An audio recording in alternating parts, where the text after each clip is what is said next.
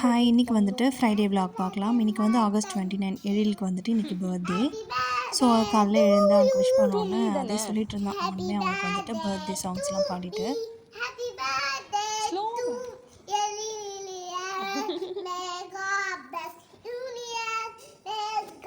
காலையில் வந்துட்டு கோவில் போகலான்னு சொல்லி பிளான் பண்ணியிருந்தோம். அப்படி இப்படின்னு ஒரு 11:30 கிட்ட ஆகிடுச்சு. இதுதான் எழிலோடைய இன்றைக்கி பர்த்டே அவுட்ஃபிட்.